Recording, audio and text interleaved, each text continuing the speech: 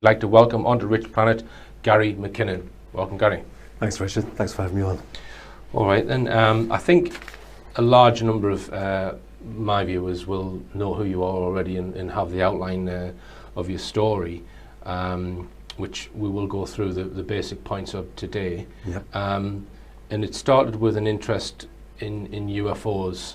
Can you tell us first, when did your interest in UFOs start? UFOs specifically, well, I was always into stars. Apparently, even when I was 3 years old, I was always asking about the stars and stuff. So I was always looking at the sky from a young age. Your interest in UFOs goes back a long way, and I've not heard this on mainstream TV before, right back to the age of when you were 12. Yep. So tell us about that. My stepfather, because my parents split up when I was 6 and we moved down from Glasgow to London. My stepfather was an avid science fiction fan, so I suppose that's what really got me into all that sort of stuff. And science fiction, you get interested in aliens and UFOs, and the possibility of life in outer space and contact with other beings is probably one of the most exciting things we can imagine, you know. Mm-hmm. And so I then joined BUFORA, the British UFO Research Association, when I was about 12. It was a subscription-based thing, and you got a monthly newsletter, if I remember rightly. It was a long time ago now. Right, right. All right, so how did you find out about the Disclosure Project? Well, obviously, having an interest in UFOs, when the internet came to Britain in the mid-90s, an incredible resource for UFO information. And so after a while, you do stumble across well, actually, I was already interested in just finding out stuff. But then, was it 2000 or 2001? 2001 was the conference. That's what really got me going, that conference. Right. To me, that was mind-blowing. All these high-level witnesses, you know. Right, because it wasn't widely publicised. No. So how did you know about it when it came about? I think someone else told me, Right. And they told me before the event took place. Mm-hmm. But I think I'm right in remembering at the time they had some kind of broadcast failure as well. Right. So it didn't reach the sort of multicast internet audience that they hoped it would at the time. Okay. Yeah. So that was your inspiration to try and find out more, the Disclosure Project, or one of the pieces of inspiration. So I gather it was after the Disclosure Project conference that you got sort of caught red-handed with your computer-related activities. Yeah. Were you involved in computer-related activities before the Disclosure Project, or was that the? That was the instigator to right having a look. Right. If I can call it that. All right. So can you just tell us how you went about trying to find out information that you thought was being kept secret? Yep. Part of one of the Disclosure Project witnesses is Donna Hare, and she was working at Johnson Space Center at NASA. She had secret clearance. She was a photographic sort of mission launch specialist. Mm-hmm. And she said that one day when she was working in Building 8, so she actually mentioned the building of Johnson Space Center, JSC, there was a colleague who was in another room, but they all had secret clearance, but they were on different projects. Mm-hmm. And she was in this chap's lab or room, whatever it is, and he said to her, "Come and take a look at this, what do you think this might be?" And he showed her a picture of a large white disc, presumably a satellite photograph, above the Earth, but not very high above the Earth, because there was a shadow on the trees, which Donna Hare didn't spot at first. And being a photographic expert, she said, "Well, is that a blob in the emulsion?" That's her first professional thought. And the guy said, "Blobs in the emulsion don't cast circular shadows." And she basically said that he told her his entire lab was to do with airbrushing out UFOs from high-res satellite imagery from NASA, because they're so preponderant around the planet. Right, and did she give the name of the building that she was working in? Building 8. Building 8. So just tell us then technically how you went about trying to access information like that. Yeah. Well, I was already on Johnson Space Center, in terms of my illegal presence there, because they ran Windows. They were running something called NetBIOS over the internet. NetBIOS is an office protocol, basically, for Windows. It's very insecure. There's no way you should be running that open to the internet, so it's very easy to get in. And so I'll just interrupt you there, Gary. So you would need the IP address that's running the NetBIOS initially to try and request data from it, yeah? Yeah. So how did you find the IP address of Building 8 or whatever system you were trying to access? Yeah. Well, That's publicly available, is it? Oh yeah, there's online services where you can type in, Johnson Space Center, or the network name, which I think was JSC-NASA.gov, and they give you the whole IP block that they own. Right. And somewhat stupidly, NASA, just like the military and everyone else, wasn't using non-routable internet addresses, which are safe for offices because they're private. What I mean. So this is what you call an internet-facing IP address on a desktop computer. Is that? Yeah, the desktop computers, the main servers. So there was no firewall at all. It's as if you could ping the computers in NASA on a desk from your own router.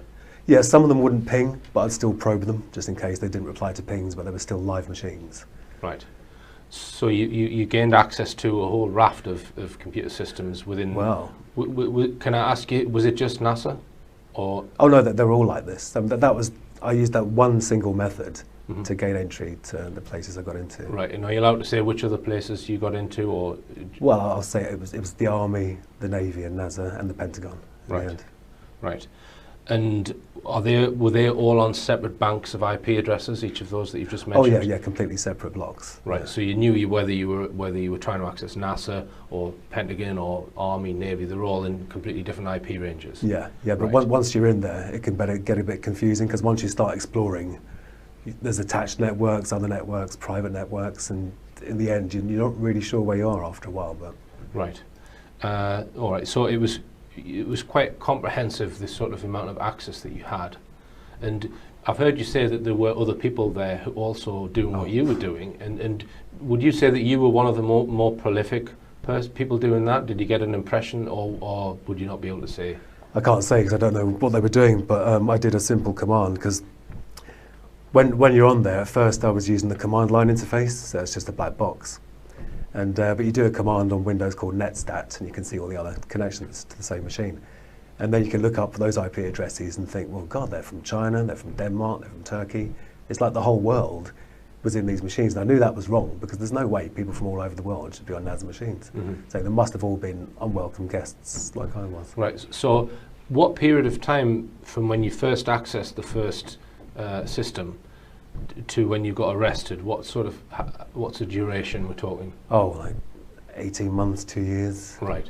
All right. So did you have any feeling at the time that you might get collared for this at all? No, because I thought initially when the security's so lax anyway, I thought, well, if it's that easy to get in, then they probably aren't monitoring properly. Right. So. Right. All right. So let's talk about what you saw before we go on to then what happened with the arrest and everything. Yeah. How long was it before you saw anything of any sort of significance? Oh, a long time. Right. Months and months.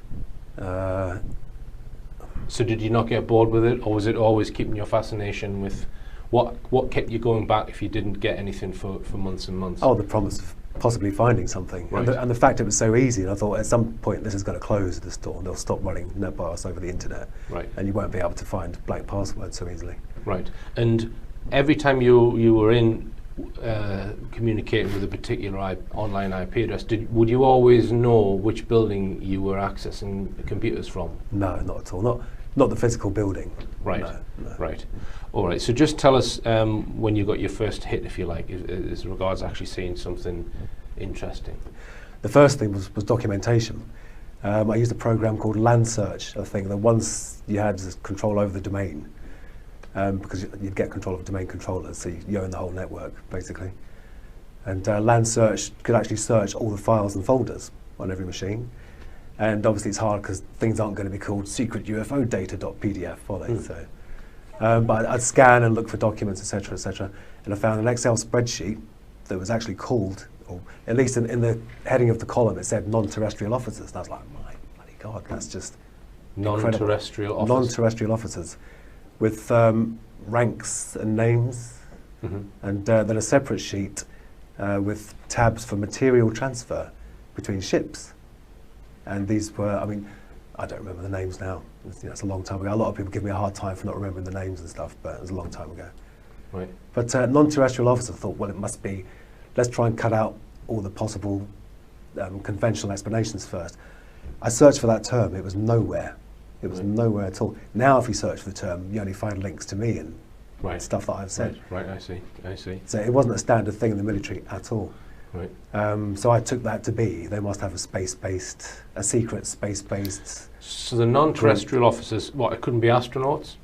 It could be. I mean, that's the thing. It's up to you how you interpret that, isn't it? Right. But these ships were called USS whatever and USS whatever. So they've started with USS. Yeah. So that implies Navy, and I think the Navy do a lot of space stuff. Right. The US Navy. And how many officers' names would you estimate were listed, and how many ships were listed? Probably. Oh God. I think there was probably one screen full of officers' names. So what's that, 25 rows on an Excel spreadsheet? And these were low resolution days as well. So you're talking about 800 by 600 screens, so not very big. But the ships was probably, I don't know, a third of the spreadsheet. So estimate how many different ship names you saw? Oh God, maybe 8, 10. 8 or 10. Yeah. And am I right in thinking that you then tried to search for those specific names? Oh yeah. Right, and didn't find a thing. Right, Yeah. so you think that they could be classified... Not the names of the people, the names of the ships. Yeah, but they could be classified secret or top secret names of some sort of craft or ship. Yeah, obviously not public. Right. So. All right, Gary, well, we'll continue this after the break.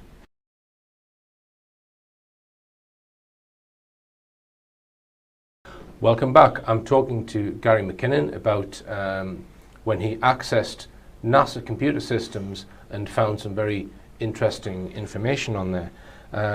I've given lectures, Gary, about the TR-3B, and in those lectures, this is an alleged secret aircraft, and in those lectures I've sort of put forward the case that it's not really NASA that's possibly designed that technology, that it's maybe some secret part of the Air Force and the NSA that is controlling the information. This comes from Edgar Fouché, whistleblower. Right. And that NASA are, or at least publicly, predominantly put on display rockets. I don't think there's anything more advanced propulsion-wise than a rocket.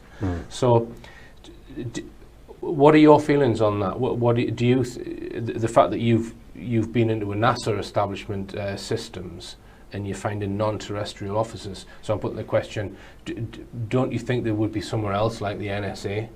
Well, the non-terrestrial officers, I think, was on a Navy system. Right. Did I say that earlier? I think I did. Oh, that wasn't in NASA.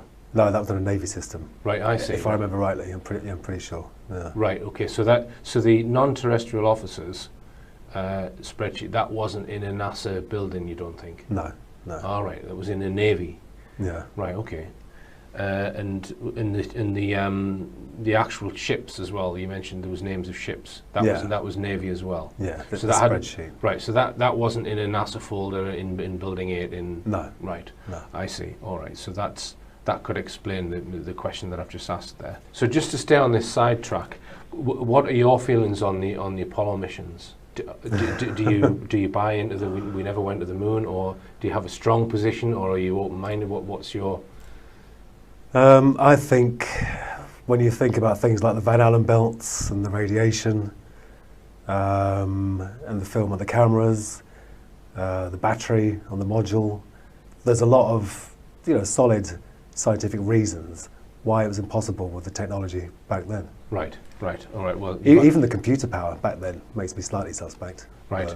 All right. Well, you've answered that question. So you mentioned Donna Hare before, whose colleague was involved in airbrushing UFOs out of NASA images, and this allegedly took place in Building 8 at the Johnson Space Center. That's right. Right. Yep. So you accessed computer systems there. Tell me what you found. Because Donna Hare had said it was Building 8.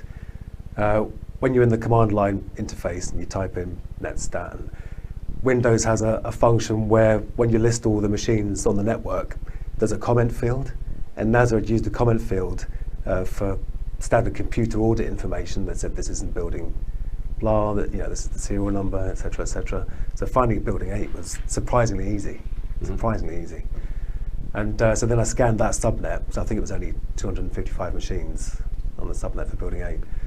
And there they were, all these machines with blank administrator passwords. It was as if when they built the network, they'd used an image and blatted out the image to every machine, because every single machine had a blank administrator password. An administrator gives you full control, so it was ridiculous. in building it at Johnson Space Centre, I found out there were folders called raw and filtered, or processed and unprocessed, and these files were like 200 odd megabytes, 250 megabytes. They were in a proprietary NASA format, and this is in the days of 56K dial-up, so you couldn't download them in like 5 minutes.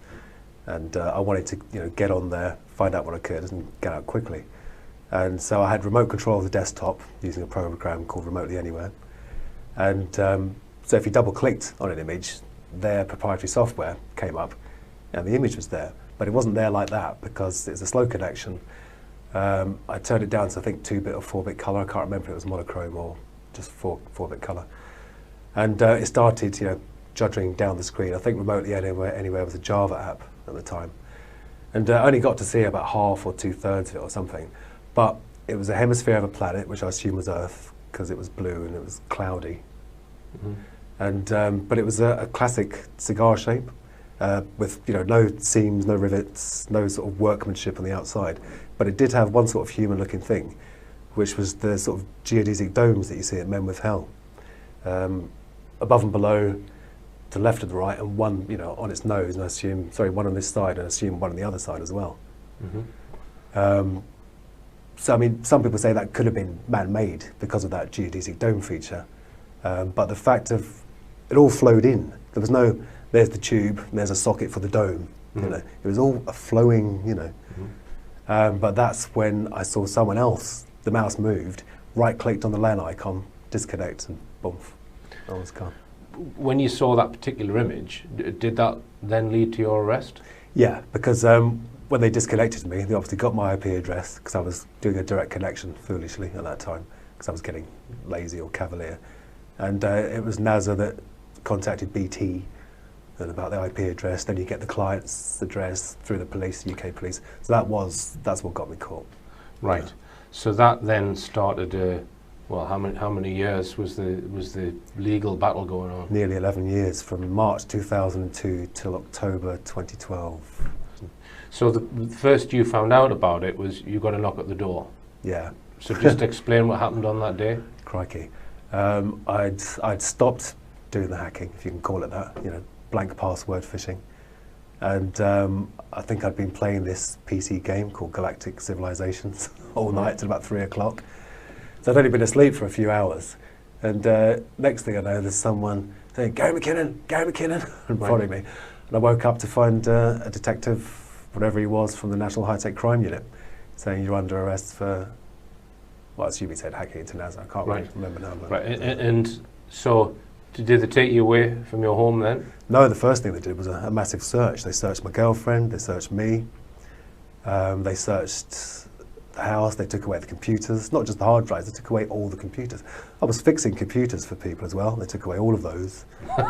Yeah. Right, so did they give you them back? Oh yeah, after a long time. I got back my friends' machines and clients' machines that I was fixing, I got them back within a few months. But I only got my, they never gave me back my hard drives because they had evidence on them. Right, so you never got them back? No, because I didn't get time to get a copy of the image, but I got a copy of the non-terrestrial officer spreadsheet, which was on my hard drive, which was encrypted. But I stupidly told them the password. I just fessed up to everything when I got caught. Because they said, oh, you'll only get 6 months, or probably not even that, you'll get community service, you'll be fine. So that spreadsheet that we discussed earlier was on the hard drive that was confiscated from you, and you've never seen it again? No, I'm still trying to get it back. Right, so, which is why you can't remember the names, because you thought you had it stored on your hard drive, right? All right, so as you said, initially they said to you, oh, you'll get some community service or something like this. So why did that then turn into an extradition request and a threat for 60 or 70 years in prison? How did that progress from up the chain? Well, what happened, the NHTCU officers went to Washington, and when they came back from Washington, they'd obviously been extremely impressed by talking to the top brass over there, who'd obviously said, it's a very serious case, he's a very dangerous man. Just like this is the Americans said this? Yeah. Right. Yeah. Well, I'm assuming, because the officers came back with a completely different attitude. No longer was it 6 months or community service, now it was a very serious thing. Right, so they arrested you, they were quite okay with you, confiscated your stuff, then they went out to America Yep. to speak to whoever, and then they've come back with a completely different attitude. Yeah, and gave me a second interview. Right. And because I didn't have a lawyer present at my first interview, and I just admitted, yeah, because I knew it was all on the hard drive where it'd been, because I'd kept files and stuff, you know. So there was no point saying, no, I didn't do it. So I was stupid. I should have had a lawyer at first, and it might not have gone on for so long, who knows. But I had a lawyer at the second interview, and they were trying to get me on conspiracy, saying, oh, we saw some of your ICQ chat logs, and we think you may have been working with other people, which I wasn't. And I said, well, no. But I had chatted to people about what I was doing, but I didn't involve anyone else at all. Right. And it was then they started saying, well, it's very serious, you know, it could be a long jail term. The Americans, you know, really want you bad. There's a lot of pressure from Washington on Downing Street or whatever. And were they trying to twist it and say that you'd actually caused damage, even though you were just maintaining a silent presence? Well, this is the thing. There was, it wasn't until I actually saw the American charge sheet where they listed, you know, all the supposed damage. So I don't think the NHTCU mentioned damage to me at first, but they kept on calling it attacks and targets. And I said, can you please not use that language, because it wasn't an attack. I was in there and I was looking around, but I wasn't attacking, I wasn't vandalising, you know. But in order to get the extradition, do they not have to prove that you've done damage? Can they extradite you just based on the fact that you're looking at stuff? This is the thing, they don't need any proof, they just need the accusation, and they need to get your name and address right, and they can take you over there. Right. As has happened to countless people since me. Right. So. Right. All right. The Americans have come down quite heavy-handed, saying they want you extradited, and the British authorities are going along with that initially. Is that right? Well, no, because the initial arrest was March 2002, and the full ratified extradition request didn't come through till 2005, because our laws, we didn't have this special UK-US extradition treaty in place. We were still going off the 1989 extradition treaty, right, which required good evidence for the accused offence. So we think they tactically waited. We think they may even have made this law, or certainly included my case in the formation of the law, because even some of the wording of the new treaty, and the spelling was American in this UK-US treaty. It was an American spelling, ridiculous. So they waited until 2005, I think it was, to present it fully. And I'd got my first job in a few years, because I couldn't work in IT anymore, obviously, because everyone thought, oh, hands off for a while. And I got my forklift license, was working in a warehouse. And I got a phone call from my lawyer at work, and she said they want to extradite you. You're going to stand trial in America. And that just flabbergasted me, absolutely flabbergasted me.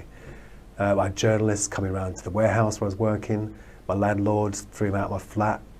And already the first time I'd been arrested, I lost a lot. I lost my long-term girlfriend and the place I was living in, and here it was happening all again. All right, and Gary, we'll continue this very fascinating discussion after this break.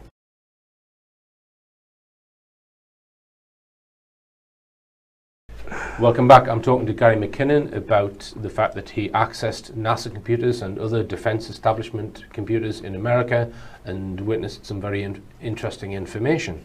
When did the mainstream media get hold of it for the very first time?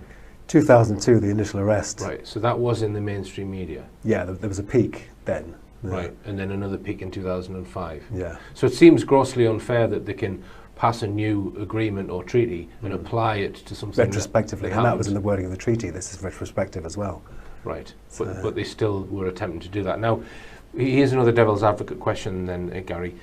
Wouldn't you think that they would try and keep it low-key? So, in other words, say to the British intelligence equivalent, look, we want this kept out of the media, and I'm quite convinced that on issues like this, if they wanted it kept out of the media, they probably could keep it out of the media with D-notices if they wanted to. Yeah. So I asked the question, do you think it was deliberately made into a big mainstream media issue at the request of the Americans?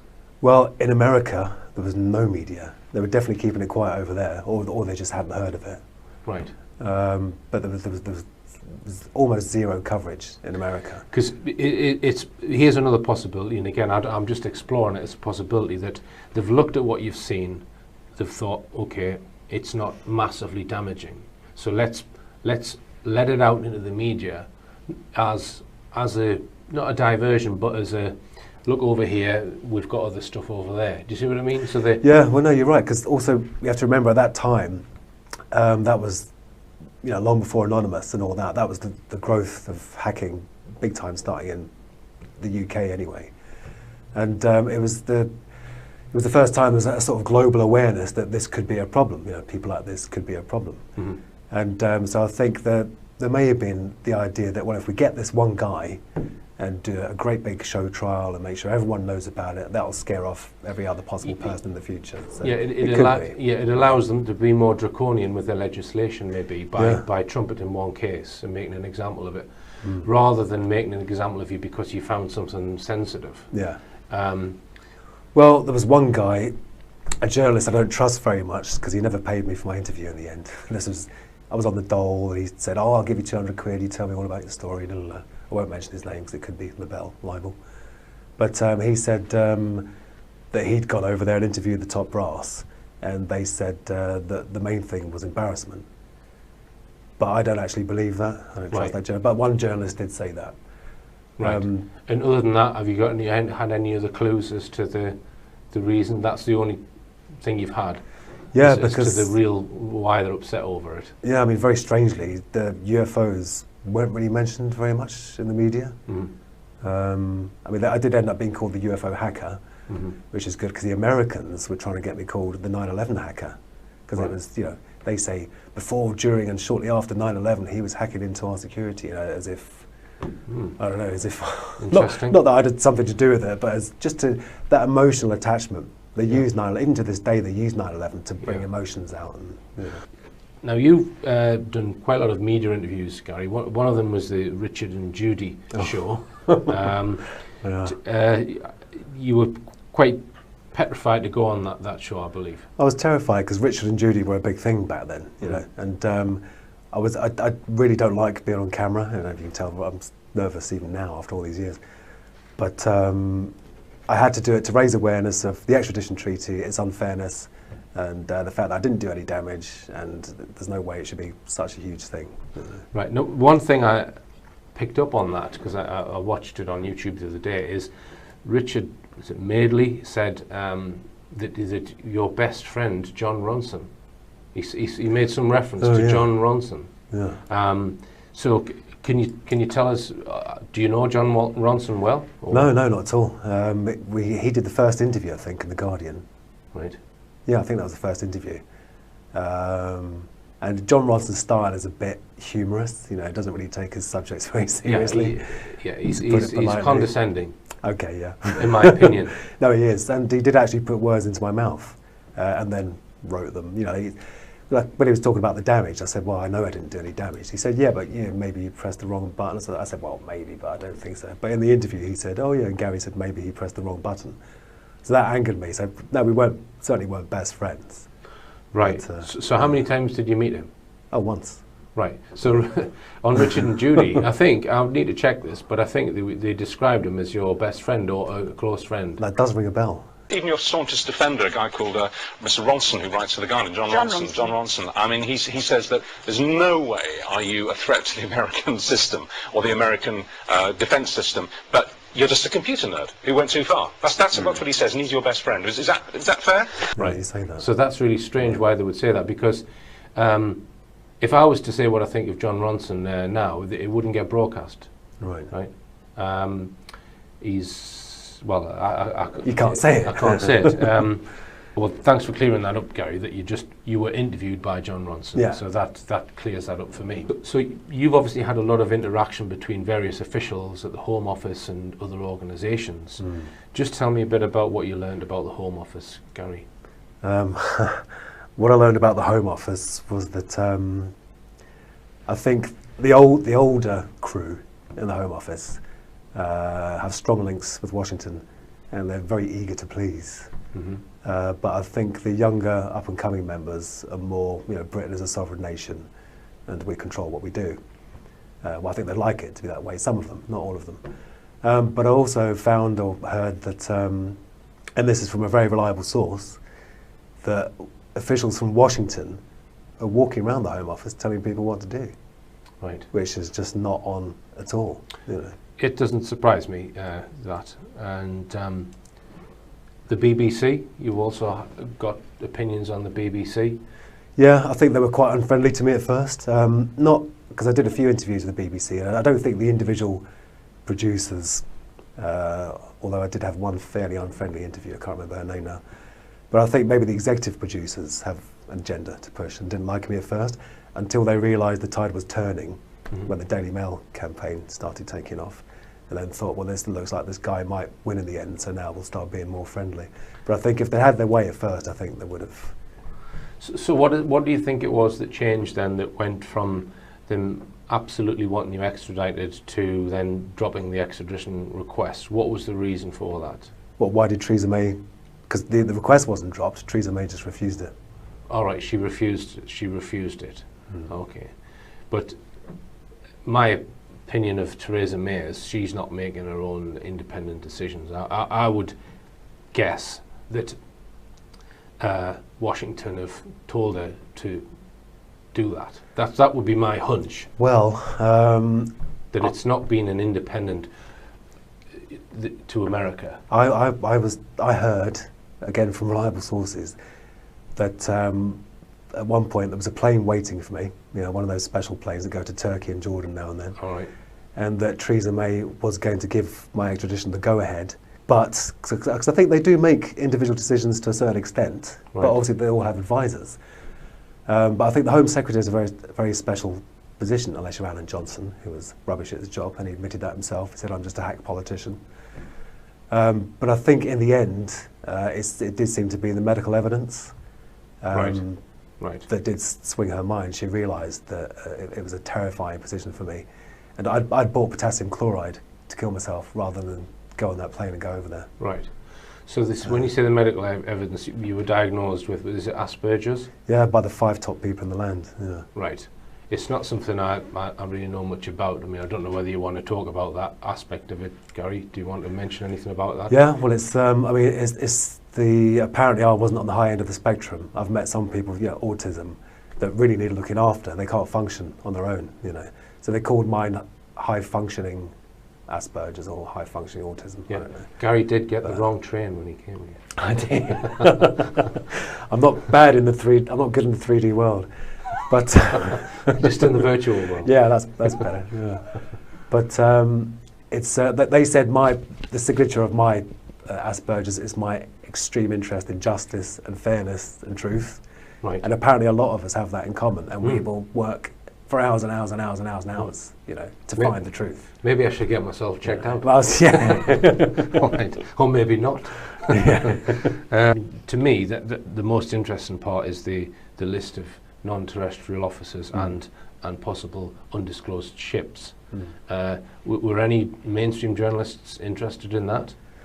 No, I mean, they all, after the first interview, they read that and they see, okay, we can ask him about this and that, but they don't go into it like you do. They don't drill down on the detail. Right. They just say, oh, so you were looking for UFOs and you found this, and then they gloss over it. Right, right. There's no deep interest, really. Right. And I apologise to any interviewers that did ask me, because it's so long ago now, I can't remember. Okay, right, thank you then, Gary. We're going to go for another break and we'll continue after this.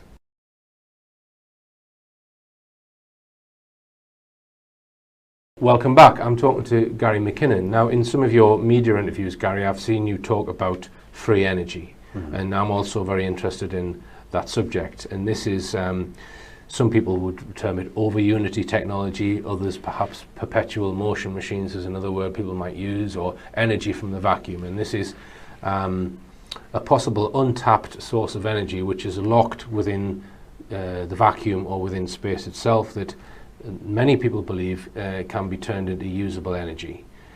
So my opinion is of the free energy, it's not energy from nowhere, it is coming from a source. But you've looked at certain technologies and you've even built some of your own experiments. So can you just tell us about your interest in that subject?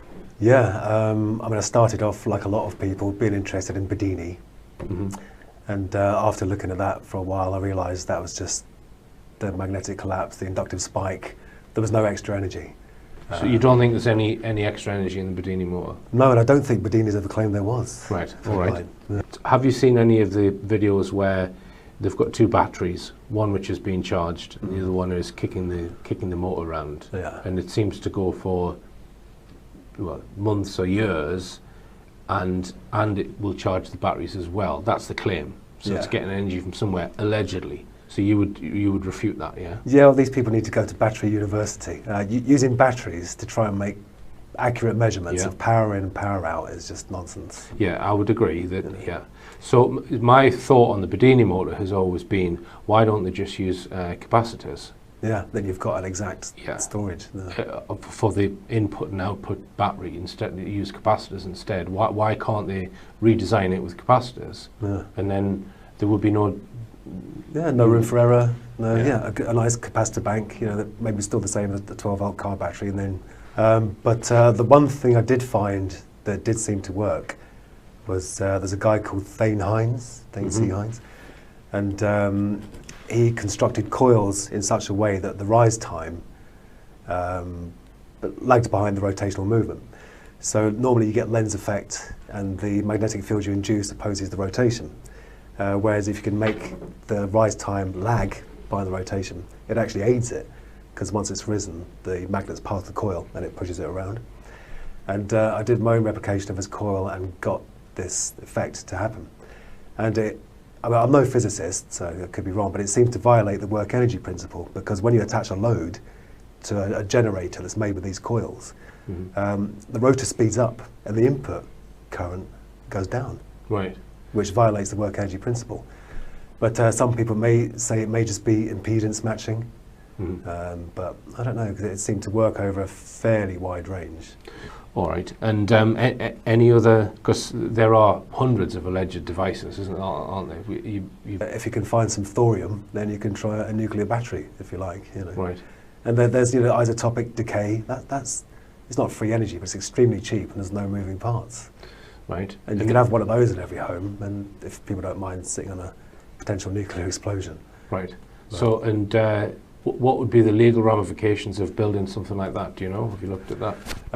Funny you should ask that, because I watched a video the other day about a guy who was 15 in America, and he scraped off all the radium and the old glow-in-the-dark alarm clocks, and he got the stuff out of smoke detectors, which is radioactive, and some other stuff. And he ended up having the EPA, the Environmental Protection Agency, tearing down his shed and storing it in radioactive lead buckets or whatever. So I think it turns out there's no law that forbids individuals from experimenting with it, or there wasn't then, but there are for corporations. But I wouldn't even experiment with HHO gas, let alone nuclear power. So I'll stick to my magnets and coils, thanks. Right. And what's your feeling on where the energy is stored and how the mechanism is coming from the vacuum, as they say? Have you looked at the physics side of it? Yeah, I mean, they do say, there are these virtual particles popping in and out of existence, and there is this, sea of negative energy. But I'm not a physicist. I'm not highly advanced in maths. So there's a lot of it I'd like to understand, but can't unless I invest, 6 months getting my maths better. But even that wouldn't be free, because that is coming from somewhere, and for all we know, that could be affecting something somewhere else. Yeah. We could be taking something from someone that lives somewhere else, for all we know. And if other dimensions exist, which there's no evidence of, you could be sucking something from another dimension, couldn't you? On a common sense level, magnets have a push, don't they? I mean, it looks like kinetic to us, Yeah. And I think the reason they don't work in a normal setup is because of the balance. They always cancel each other out. I think if you can find a clever way of introducing an imbalance to the magnets, like through new metal shielding or something, then you may be able to get rotation without any electrical input. Yeah. So do you think this principle has been mastered and secretized, and they've got it in the secret space program or in other programs? Well, I mean, the bottom line is I don't know. But if you look at, Tom Bearden often quotes like Khrushchev and the Russians talking about their scalar electromagnetic weapons, and we know that the computing power the NSA had in the 60s was huge. So we may be being trickle-fed technology as it gets developed, and then they've got safe control of it. They've built the machines or the weapons or whatever they want to build from it, and then we get the trickle-down effect and all the consumer devices. Yeah. Now, one other thing that you've looked at, Gary, is images of Mars. So looked at Mars orbiters. I don't know if you've looked at lander images. Just tell us about that. Yeah, well, I believe they have landed probes there. I believe the rovers are on the surface of Mars. I haven't seen anything to make me think they're not. And unlike the lunar lander, you know, the batteries in the rovers can withstand the environment they're in. Yeah. And I've had a question answered on the batteries and how they're kept warm, because there's nuclear device powering them, or at least to keep the batteries warm. But I'm not 100% decided on what I said at the beginning there. I say 75% in the document that I've written, and it's the crinoid fossil. If they are on Mars, then there's a crinoid fossil there. But carry on. Well, also, if they are on Mars, then there's an oil pipeline there. I found a thing. We should have got the photos, shouldn't we? We can put them up afterwards. Oh, excellent. You can email if you email me the photographs. I'll put them on as you're talking about them. So Okay. an oil pipeline on Mars. Carry on. Well, hopefully it's not an oil pipeline. Hope they're not there already. My God, BP. But so it's a huge. I only look at TIFF images, Target image file format, because they're huge. You can zoom in. You can see loads of detail. I really don't like these people that say, "Oh, look, you can see a creature," and it's this blurry, fuzzy. There's too much of that. So I get these massive resolution files. I pour over every centimetre, you know, and I zoomed into this thing, and it was a perfect cylinder. And you can see, because of the highlighting, that it is curved, and it is a cylinder, pipe shape, coming out. And then it has beveled edges on the end. It goes up into a sort of fan, into a Y shape, and out like that, with two holes, perfectly symmetrical through its vertical cross-section, perfectly symmetrical along its pipe cross-section. And I'm thinking, well, that's it's technology. Right. It's made by beings. And so I wrote to NASA, because I always do, because people often say, oh, this is this, and NASA lies. I always email NASA, not in my real name, obviously. Right. And NASA said, oh, it's a ventifact. It's a form formed by wind erosion. And I said, what, a perfectly symmetrical through its horizontal and vertical cross-section ventifact? So then I typed into Google, ask a geologist. Turns out you can ask a geologist anything in loads of universities. And I asked about 5 or 6 of them all around the world. And I got 2 answers.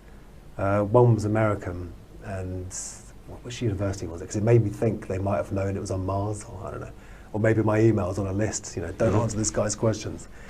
And he said, oh, well, it could be a ventifact, you know, but we just don't know. Right. So was this a Mars orbiter image? Or No, this is a rover. This is a rover image. Yeah. Right, right, okay. Interesting.